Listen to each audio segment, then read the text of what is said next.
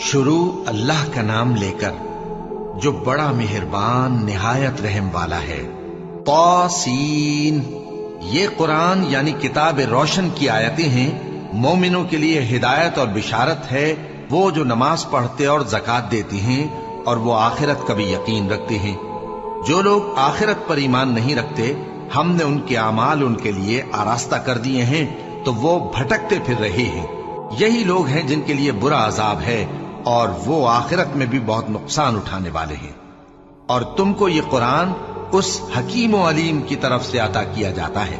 جب موسیٰ نے اپنے گھر والوں سے کہا کہ میں نے آگ دیکھی ہے، میں وہاں سے رستے کا پتہ لاتا ہوں یا کوئی شعلہ یعنی ایک انگارہ تمہارے پاس لاتا ہوں تاکہ تم آگ تاپو۔ جب موسیٰ اس کے پاس آئے تو ندا آئی کہ وہ جو آگ میں تجلی دکھاتا ہے بابرکت ہے، اور وہ جو آگ کے ارد گرد ہے، اور اللہ جو تمام عالم کا پروردگار ہے پاک ہے۔ اے موسیٰ، میں اللہ ہوں، عزت والا، حکمت والا، اور اپنی لاٹھی ڈال دو۔ سو جب اسے دیکھا تو اس طرح حرکت کر رہی تھی گویا سانپ ہے، تو پیٹ پھیر کر بھاگے اور پیچھے مڑ کر نہ دیکھا۔ فرمایا، اے موسیٰ ڈرو مت، میرے پاس پیغمبر ڈرا نہیں کرتے۔ ہاں، جس نے ظلم کیا پھر برائی کے بعد اسے نیکی سے بدل دیا تو میں بخشنے والا مہربان ہوں۔ اور اپنا ہاتھ اپنے گریبان میں ڈالو، بے عیب سفید و روشن نکلے گا۔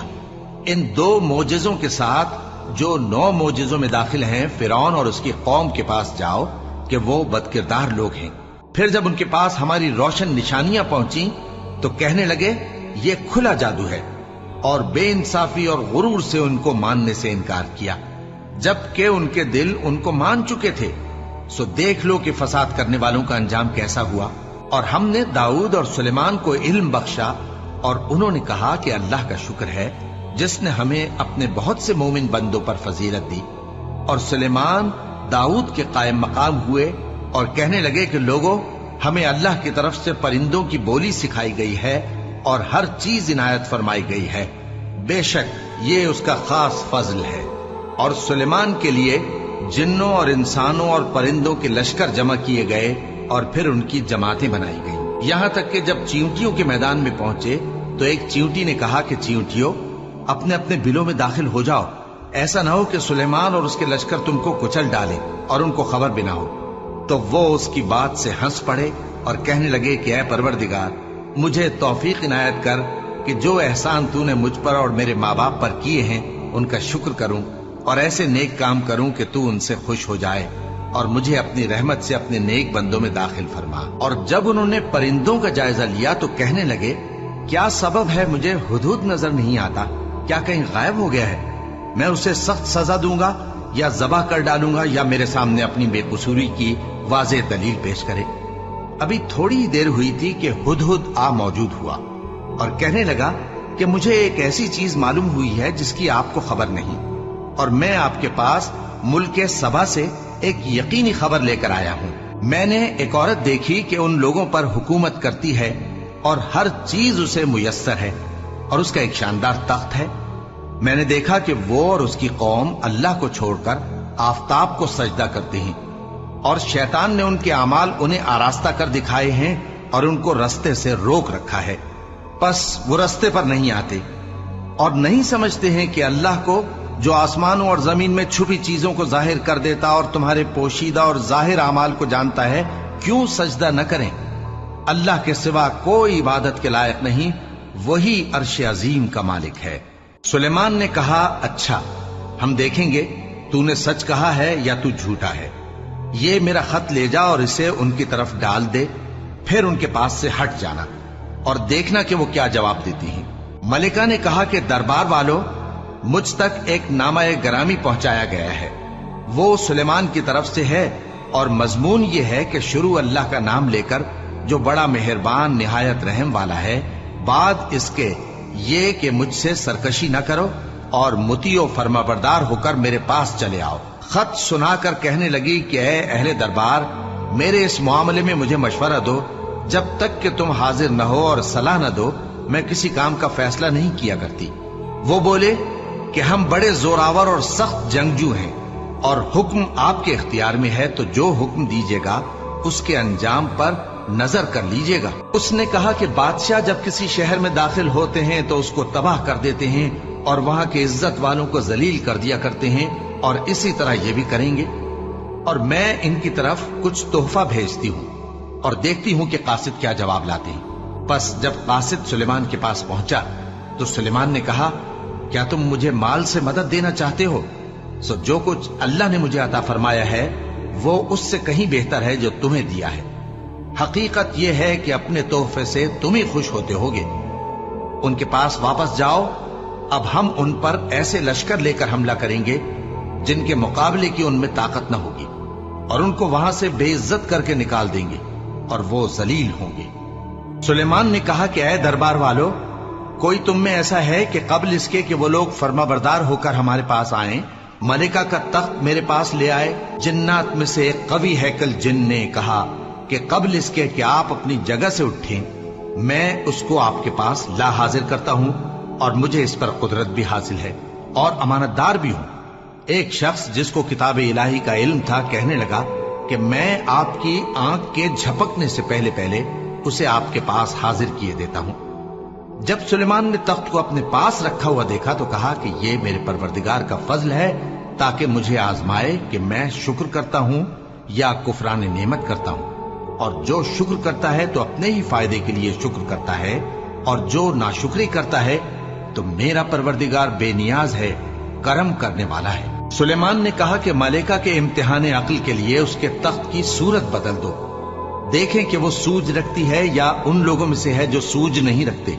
फिर जब वो आ पहुंची तो पूछा गया कि क्या आपका तख्त भी इसी तरह का है? उसने कहा कि ये तो गोया हू बहू वही है, और हमको इससे पहले ही सुलेमान की अजमत व शान का इल्म हो गया था, और हम फर्माबरदार हैं। और वो जो अल्लाह के सिवा दूसरों की परस्तिश करती थी, सुलेमान ने उसको उससे मना किया कि वो काफिरों में से थी। उसके बाद उससे कहा गया कि महल में चलिए। जब उसने उसके फर्श को देखा तो उसे पानी का हौज समझा और कपड़ा उठाकर अपनी पिंडलियां खोल दी। सुलेमान ने कहा, ये ऐसा महल है जिसके नीचे भी शीशे जड़े हुए हैं। वो बोल उठी कि परवरदिगार, मैं अपने आप पर जुल्म करती रही थी, और अब मैं सुलेमान के साथ अल्लाह रब्बुल आलमीन पर ईमान लाती हूं। और हमने समूद की तरफ उनके भाई स्वालेह को भेजा कि अल्लाह की इबादत करो, तो वो दो फरीक होकर आपस में झगड़ने लगे। स्वालेह ने कहा कि ऐ कौम, तुम भलाई से पहले बुराई के लिए क्यों जल्दी करते हो, और अल्लाह से बख्शिश क्यों नहीं मांगते ताकि तुम पर रहम किया जाए? वो कहने लगे कि तुम और तुम्हारे साथी हमारे लिए बुरा शुगून है। स्वालेह ने कहा कि तुम्हारी बदशुगूनी अल्लाह के पास है, बल्कि तुम ऐसे लोग हो जिनकी आजमाइश की जाती है। और शहर में 9 शख्स थे जो मुल्क में फसाद किया करते थे और इस्लाह से काम नहीं लेते थे। कहने लगे कि अल्लाह की कसम खाओ कि हम रात को इस पर और इसके घर वालों पर शबखून मारेंगे, फिर इसके वारिसों से कह देंगे कि हम तो इसके घर वालों के मौके हलाकत पर थे ही नहीं, और हम सच कहती हैं। और वो एक चाल चले, और हमने भी एक तदबीर की, और उनको कुछ खबर न हुई। तो देख लो कि उनकी चाल का अंजाम कैसा हुआ।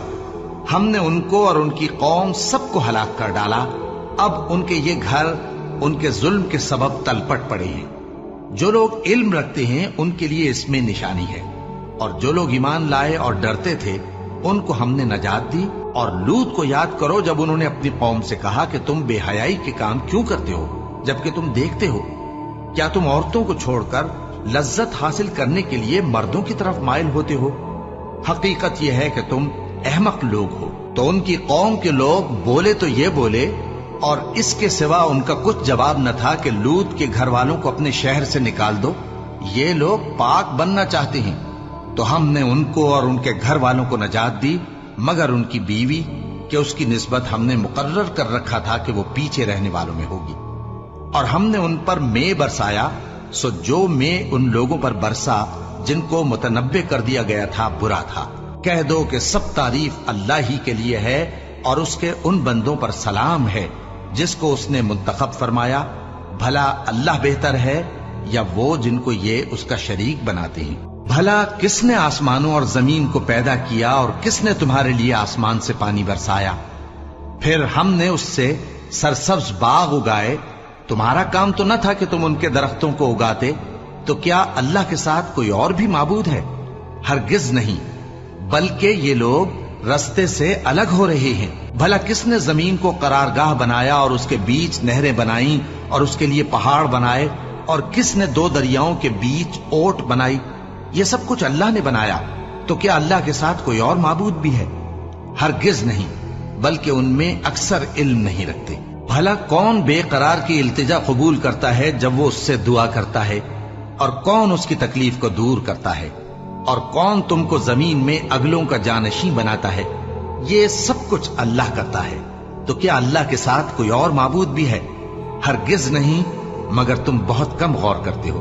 بھلا کون تم کو جنگل اور دریا کے اندھیروں میں رستہ بتاتا، اور کون ہواؤں کو اپنی رحمت کے آگے خوشخبری بنا کر بھیجتا ہے؟ یہ سب کچھ اللہ کرتا ہے، تو کیا اللہ کے ساتھ کوئی اور معبود بھی ہے؟ ہرگز نہیں۔ یہ لوگ جو شرک کرتے ہیں، اللہ کی شان اس سے بلند ہے۔ بھلا کون خلقت کو پہلی بار پیدا کرتا پھر اس کو دوبارہ پیدا کرے گا؟ اور کون تم کو آسمان اور زمین سے رزق دیتا ہے؟ یہ سب کچھ اللہ کرتا ہے، تو کیا اللہ کے ساتھ کوئی اور معبود بھی ہے؟ ہرگز نہیں۔ کہہ دو کہ مشرکو، اگر تم سچے ہو تو دلیل پیش کرو۔ کہہ دو کہ جو لوگ آسمانوں اور زمین میں ہیں اللہ کے سوا غیب کی باتیں نہیں جانتے، اور نہ یہ جانتے ہیں کہ کب زندہ کر کے اٹھائے جائیں گے، بلکہ آخرت کے بارے میں ان کا علم ختم ہو چکا ہے، بلکہ یہ اس کی طرف سے شک میں ہیں، بلکہ یہ اس سے اندھے ہو رہے ہیں۔ اور جو لوگ کافر ہیں کہتے ہیں کہ جب ہم اور ہمارے باپ دادا مٹی ہو جائیں گے تو کیا ہم پھر قبروں سے نکالے جائیں گے؟ یہ وعدہ ہم سے اور ہمارے باپ دادا سے پہلے سے ہوتا چلا آیا ہے، کہاں کا اٹھنا اور کیسی قیامت؟ یہ تو صرف پہلے لوگوں کی کہانیاں ہیں۔ کہہ دو کہ ملک میں چلو پھرو، پھر دیکھو کہ گناہگاروں کا انجام کیا ہوا ہے، اور ان کے حال پر غم نہ کرنا، اور نہ ان چالوں سے جو یہ کر رہے ہیں تنگ دل ہونا۔ اور کہتے ہیں کہ اگر تم سچے ہو تو یہ وعدہ کب پورا ہوگا؟ کہہ دو کہ جس عذاب کے لیے تم جلدی کر رہے ہو شاید اس میں سے کچھ تمہارے نزدیک آ پہنچا ہو، اور تمہارا پروردگار تو لوگوں پر فضل کرنے والا ہے، لیکن ان میں سے اکثر شکر نہیں کرتے۔ اور جو باتیں ان کے سینوں میں پوشیدہ ہوتی ہیں اور جو کام وہ ظاہر کرتے ہیں، تمہارا پروردگار ان سب کو جانتا ہے۔ اور آسمانوں اور زمین میں کوئی پوشیدہ چیز نہیں ہے مگر یہ کہ وہ ایک کتاب روشن میں لکھی ہوئی ہے۔ بے شک یہ قرآن بنی اسرائیل کے سامنے اکثر باتیں جن میں وہ اختلاف کرتے ہیں بیان کر دیتا ہے، اور بے شک یہ مومنوں کے لیے ہدایت اور رحمت ہے۔ تمہارا پروردگار قیامت کے روز ان میں اپنے حکم سے فیصلہ کر دے گا، اور وہ غالب ہے، علم والا ہے۔ تو اللہ پر بھروسہ رکھو، تم تو صاف حق پر ہو۔ کچھ شک نہیں کہ تم مردوں کو بات نہیں سنا سکتے، اور نہ بہروں کو جبکہ وہ پیٹ پھیر لیں آواز سنا سکتے ہو، اور نہ اندھوں کو گمراہی سے نکال کر رستہ دکھا سکتے ہو۔ تم تو انہی کو سنا سکتے ہو جو ہماری آیتوں پر ایمان لاتے ہیں، پھر وہ فرما بردار ہو جاتے ہیں، اور جب ان کے بارے میں عذاب کا وعدہ پورا ہوگا تو ہم ان کے لیے زمین میں سے ایک جانور نکالیں گے جو ان سے باتیں کرے گا۔ یہ ہم اس لیے کریں گے کہ لوگ ہماری آیتوں پر ایمان نہیں لاتے تھے۔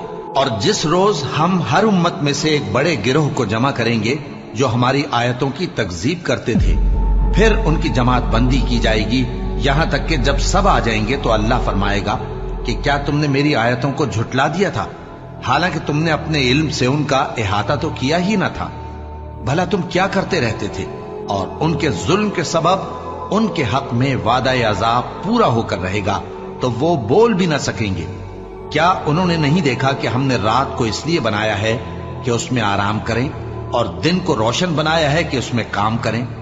بے شک اس میں مومن لوگوں کے لیے نشانیاں ہیں۔ اور جس روز سور پھونکا جائے گا تو جو لوگ آسمانوں میں اور جو زمین میں ہیں سب گھبرا اٹھیں گے، مگر وہ جسے اللہ چاہے، اور سب اس کے پاس عاجز ہو کر چلے آئیں گے۔ اور تم پہاڑوں کو دیکھتے ہو تو خیال کرتے ہو کہ مضبوط جمے ہوئے ہیں، مگر وہ اس روز اس طرح اڑتے پھریں گے جیسے بادل۔ یہ اللہ کی کاریگری ہے جس نے ہر چیز کو مضبوط بنایا، بے شک وہ تمہارے سب افعال سے باخبر ہے۔ جو شخص نیکی لے کر آئے گا تو اس کے لیے اس سے بہتر بدلہ تیار ہے، اور ایسے لوگ اس روز گھبراہٹ سے بے خوف ہوں گے، اور جو برائی لے کر آئے گا تو ایسے لوگ औंधे मुंह दोजख में डाल दिए जाएंगे। तुमको तो उन्हीं अमाल का बदला मिलेगा जो तुम करते रहे हो। कह दो, मुझको यही इरशाद हुआ है कि इस शहर मक्का के मालिक की इबादत करूं जिसने इसको मुहतरम बनाया है और हर चीज उसी की है, और मुझे यह भी हुक्म हुआ है कि मैं फर्माबरदार रहूं और यह भी कि कुरान पढ़ा करूं।